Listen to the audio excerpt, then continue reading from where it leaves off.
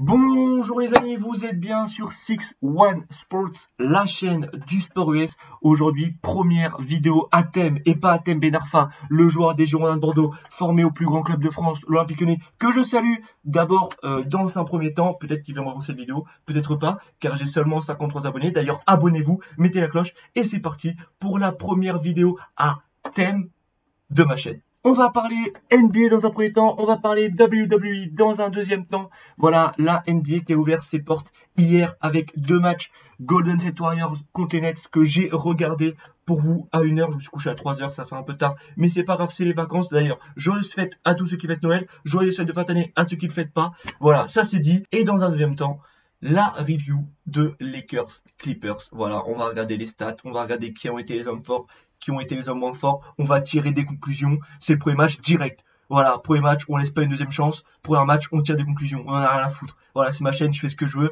Si vous n'êtes pas content, vous quittez. Mais restez quand même parce qu'il me faut quand même un peu d'abonnés. C'est cool. Alors, on va commencer avec le premier match entre les Warriors et les Nets. Et cet homme, Kevin Durant, et son acolyte, Kyrie Irving, qui ont fait une grosse prestation hier soir pour leur retour. Et oui, parce qu'ils étaient blessés la saison dernière. Donc Brooklyn devient, je dis directement, je vous l'annonce, ils vont devenir un candidat sérieux au titre. Je vais vous expliquer pourquoi dans ce match. Et les Warriors de Stephen Curry, point. Il n'y a que Stephen Curry. Il n'y a que lui dans cette équipe. J'ai de la peine pour ce mec. Des fois, j'ai envie de venir et de lui faire un petit câlin comme ça. C'est pas grave, Steph. C'est pas grave, Steph. C'est pas grave. Parce que le pauvre, il est là, il met des shoots n'importe comment. Le mec est un mutant. Bon, on va voir la feuille de stats tout de suite. Voilà, avec la feuille de stats des Brooklyn Nets, juste ici, parce que la caméra est inversée, ça me fait chier, mais c'est pas grave. Juste ici, les Brooklyn Nets, juste ici, les Golden State Warriors. On va d'abord s'attarder sur la feuille de Brooklyn. Comme vous voyez, meilleur marqueur, Kyrie Irving avec 26 points.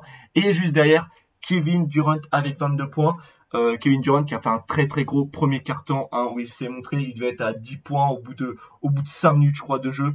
D'ailleurs c'était parfait pour mon pari parce que j'ai mis Kevin Durant et Stephen Curry mettre plus de 49 points, ils ont mis 46, donc je suis un peu vénère, j'ai perdu encore des thunes hier soir, mais c'est pas grave parce que je me suis fait plaisir avec mes potes. Voilà, on a débriefé un peu ce match avec Mehdi que je salue, avec Guillaume aussi et Andrea. Donc voilà, une victoire 125-99 pour les Nets face aux Golden State Warriors. Il n'y a pas vraiment eu photo, pas vraiment eu match. Voilà, on peut aussi voir un petit peu les stats de Golden State avec Stephen Curry qui tourne à 20 points et derrière James Wiseman qui tourne avec 19 points. Voilà, celui qui a sorti un petit peu la tête de l'eau. Andrew Wiggins aussi, c'est compliqué, vraiment, ça va être très très très compliqué cette saison avec la perte de Klay Thompson en début de saison qui s'est rupturé le tendon d'Achille. Voilà, ça va être très compliqué pour les Golden State Warriors cette saison. Défaite donc des Warriors cette nuit. On va revenir vite fait sur Brooklyn. Alors, Brooklyn qui m'a impressionné. Vraiment, j'ai débriefé avec mon ami Mehdi de ce match. Ils nous ont vraiment impressionnés. Ça va être un candidat sérieux au titre. Je peux déjà l'annoncer sans vraiment voilà, prendre de risques. Avec la rotation de banc qu'ils ont. Tout simplement, voilà. L'homme fort l'année dernière des Nets. Bon, les Nets ont accroché les playoffs l'année dernière avec leur homme fort Caris Levert.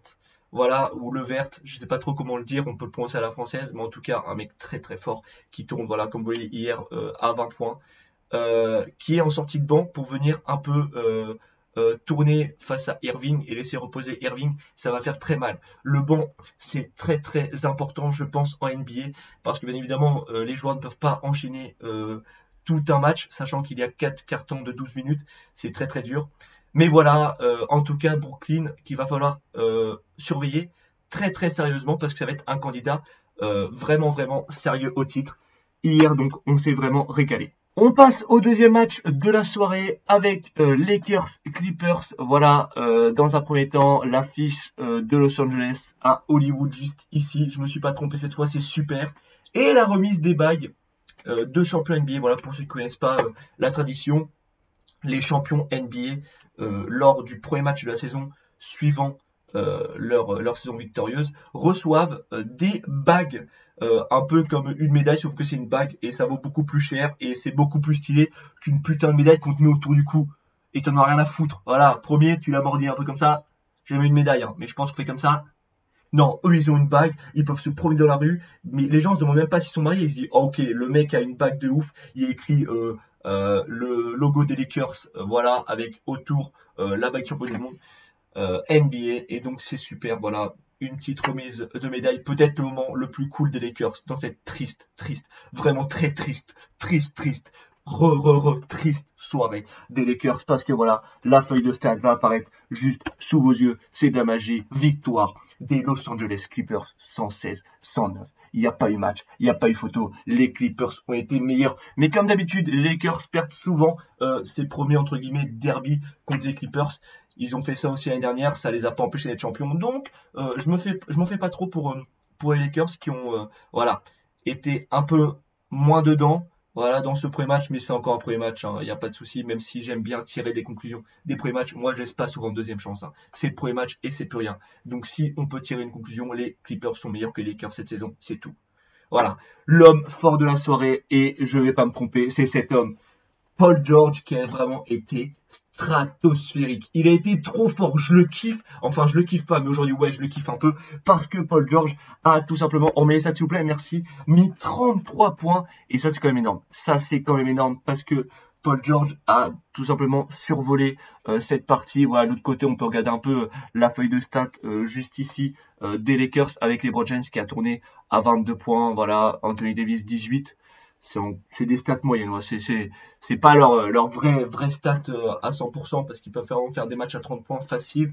C'était un petit match, un match de reprise en tout cas pour les Clippers ou les Lakers. Et Nicolas Batum, notre Français, qui a magnifiquement brillé au rebond. Bien évidemment, c'était le meilleur rebondeur du match.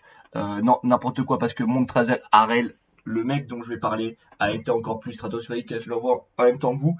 Je découvre pas ses stats, je les ai vus, mais je me suis pas attardé sur le rebond. Voilà, donc excusez-moi d'avoir fait une petite erreur. Donc, Montrezl Harrell, et regardez la magie, j'avais prévu de parler de cet homme, il est juste là. Pourquoi je parle de cet homme? Parce que Montrezl Harrell, je ne sais même pas si je dis bien son prénom, il est super dur, on va l'appeler Mond Harrell, ça va être cool, désolé si tu regardes cette vidéo, merci et n'oublie pas de t'abonner à la chaîne. A pris tout simplement 10 rebonds, voilà, c'est un homme qui jouait aux Clippers l'été dernier, enfin la saison dernière, et qui a fait le chemin inverse en partant pour les Lakers. C'est, je pense, pour moi, l'un des transferts les plus importants de cette saison, parce que ça a été le 6e homme l'an dernier dans toute la ligue. Voilà, le 6e homme, donc l'homme en sortie de banc, qui fait du bien. Hier, il prend 10 rebonds, il met 17 points en sortie de banc. C'est vraiment à souligner, parce que c'est une très belle performance. Vraiment, va falloir vraiment s'attarder sur cet homme, qui va être un des hommes et un des joueurs clés cette saison en NBA. Voilà, donc vraiment gros coup des Lakers qui se renforcent dans ce secteur. Voilà, je vais pas me tromper en disant qu'il est pivot. Mettez-moi dans les commentaires si je me trompe, et je ne pense pas, car je suis pas encore un expert en NBA. Mais voilà, il prend des rebonds. Et donc Nicolas Batum qui en a pris 6, c'est vraiment honorable. Voilà, le Frenchie qui brille avec les Clippers, voilà, où il a été titulaire. Et ça fait plaisir de revoir Batum à ce niveau. La page NBA est fermée. Voilà, ce soir, plusieurs matchs qu'on débriefera ensemble dans une vidéo qui sortira la semaine prochaine. Voilà, j'ai essayé de faire une fréquence mercredi, dimanche en vidéo. Et donc, c'est fini pour cette page NBA. À retenir donc Paul George, Mond Harrell et les Nets qui ont fait un super match. C'est les 3 gros points cette nuit qu'il faut retenir en NBA. Et une petite pensée pour notre ami Steph Curry qui doit être très triste ce matin et se dire que sa vie n'est pas vraiment très jolie avec ces, entre guillemets, personnes qui viennent jouer dans l'équipe des Warriors et qui sont vraiment d'une catastrophe affligeante. J'ai peur pour les Warriors. J'espère que Steph Curry et Steve Kerr, le coach, va remettre tout ça en place, essayer de trouver quelque chose parce que vraiment là, ça peut plus aller. Je pense aux fans des Warriors, je pense vraiment à vous les gars. Grosse force à vous. Et on passe tout de suite à la review de TLC avec le premier match de Finn contre Randy Orton, voilà, à TLC, dans un inferno Firefly Fun House. Et oui, la Firefly Fun House, c'est la maison de Bray Wyatt. Pourquoi ce nom? Je ne sais pas, ça ne s'est pas joué dans la maison, mais sur le ring, il fallait donc brûler son adversaire. Alors oui, vous me voyez venir, oh mais un homme peut pas se faire brûler, Fabien, tu dis n'importe quoi. Oui, c'est sûr, mais ce qu'il faut voir, c'est comme une série, c'est The Fiend qui a perdu contre Randy Orton, comme vous le voyez juste ici. The Fiend a pris feu, donc le personnage de Bray Wyatt, The Fiend, est mort, on va dire. Je ne sais pas comment la WWE va tourner ce personnage, mais en tout cas, il a brûlé. Donc, si on en tire des premières conclusions, The Fiend ne sera plus à la WWE et ça m'attriste fortement car c'était un personnage que j'admirais et qui me faisait aimer la WWE. Je regardais vraiment les Raw pour lui parce que j'adore The Fiend, j'adore Bray Wyatt. À voir comment Bray Wyatt va revenir. Peut-être The Fiend va revenir comme l'Undertaker qui a été enterré des dizaines et des dizaines de fois qui est revenu. Donc, on ne sait pas, on verra en tout cas ce que la WWE nous réserve. Mais Randy Orton a donc battu The Fiend. Et ça, c'est vraiment une information incroyable parce que je m'y attendais pas. Je pensais que The Fiend était vraiment intouchable et allait gagner. J'étais un peu déçu dans la manière où s'est passé le combat. Voilà, brûler The Fiend comme ça, alors que d'habitude, il se lève toujours. Il arrive toujours à retourner les situations. J'ai trouvé ça un peu simple. Mais bon, Randy Orton a encore une fois gagné et reste pour moi la meilleure superstar de l'histoire de la WWE. Match maintenant, Drew McIntyre, AJ Styles. J'avais fait un pronostic dans ce match en disant que The Miz allait encaisser sa mallette Money in the Bank et essayer et prendre le titre plutôt de la WWE. Je ne me suis pas totalement trompé. Le match commence entre McIntyre et AJ Styles. Et là, au moment où McIntyre passe AJ Styles à travers une table, The Miz et Morrison interviennent. The Miz passe McIntyre à travers une table. Et c'est John Morrison qui va donner la mallette à l'arbitre pour encaisser le contrat du Miz. Du Miz, seul face à l'échelle, va se faire arrêter par Osmo, le manager d'AJ Styles, qui va passer The Miz à travers une table. Et là, les cartes sont donc rebattues. La sonne cloche. The Miz encaisse sa monnaie de bank. Enfin, plutôt, Morrison encaisse. Parce que, attention, c'est très important. Morrison encaisse la mallette du Miz. Ça part en match triple menace. Voilà. The Miz, McIntyre et AJ Styles sur l'échelle. Et au bout du bout, avec un Claymore kick posé sur The Miz. The Miz va perdre sa mallette Money in the Bank, son contrat, et c'est donc Drew McIntyre qui va rester champion de la WWE. Un final assez cool, un match super où vraiment je me suis régalé, j'aurais vraiment aimé, j'étais comme un fou, c'était le premier match d'ouverture mais c'était à 1h, j'étais comme un fou devant le WWE Network. Je voulais vraiment que The Miz devienne champion de la WWE et malheureusement j'ai été déçu. Mais, dans l'Euro du lundi soir, The Miz, dans le Miz TV, a accueilli AJ Styles qui lui a donc reproché d'avoir encaissé sa mallette. Mais The Miz a réfléchi et a essayé de trouver des excuses en disant que c'était John Morrison qui avait encaissé sa mallette et pas The Miz. The Miz réclame sa mallette Money in the Bank, elle est donc peut-être pas perdue. The Miz aura peut-être encore une chance de devenir champion de la WWE à l'issue de cette année 2020 ou peut-être à l'année 2021, l'année prochaine, avant WrestleMania. Il a jusqu'à juin 2021, car jusqu'au prochain pay-per-view ou mai, je ne sais plus, Money in the Bank pour encaisser sa mallette. Il a 1 an. Donc, est-ce qu'il va la récupérer? On ne sait pas. J'espère vraiment que oui, parce que c'est vraiment un cash qui m'a fait plaisir.